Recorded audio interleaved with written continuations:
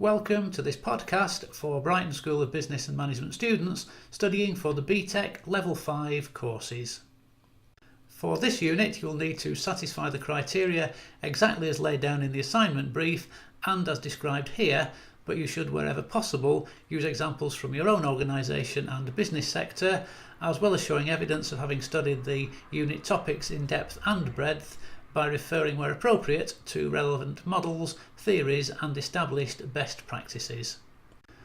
To enhance your understanding of these assignment issues, we strongly advise that you also discuss them with managers and financial specialists in your own organisation. Each section should be approximately 500 words, although this is flexible up to around 600 words, not including graphics or illustrations, so you'll need to keep your responses focused on what is being specifically asked for in each section. Section 1. Accounting principles, standards and conventions are not the actual activities, such as bookkeeping or accounting, nor are they the specific account documents. They are best practices, that is, guidelines that ensure that an organisation's accounts are prepared honestly and accurately, and that the financial situation is presented honestly and accurately and ethically. Searching on Google using accounting conventions plus definitions or accounting standards plus list will lead to dozens of articles about this subject. Then, ideally discuss how these are applied in or impact on your own organisation or your business sector. Section 2.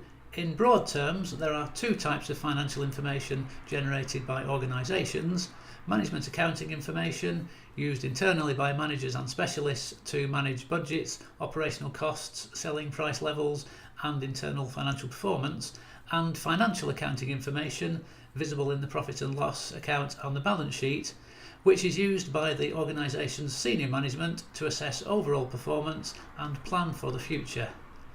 It is also used by external readers, such as shareholders, funding organisations, clients and suppliers, etc., to assess the performance of the organisation and its future prospects. Both types of information are interpreted, analysed and made use of in a variety of ways.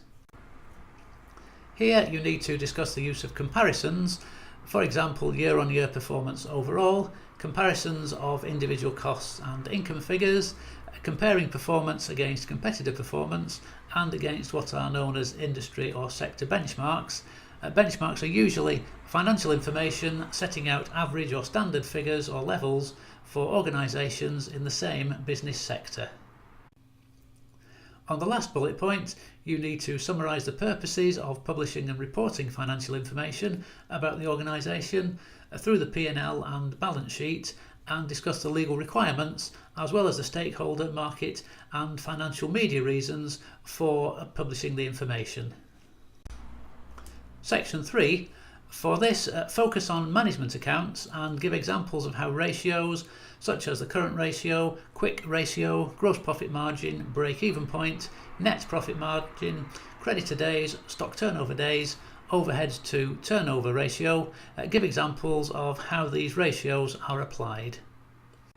There are numerous financial ratios that can be calculated. Here you need to describe in broad terms how financial ratios are reported and published in annual accounts and give some actual examples such as for liquidity, profitability, return on capital employed, shareholder ratio, debt to assets, earnings per share and so on.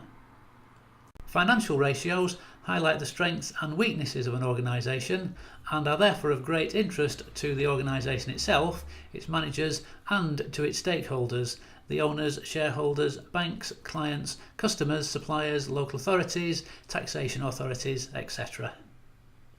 You'll need to give examples of a range of specific financial ratios and then discuss the impact of each on the organisation and particular stakeholders, and take into account such factors as the external environment, including performance in the current recession and the age of the organisation.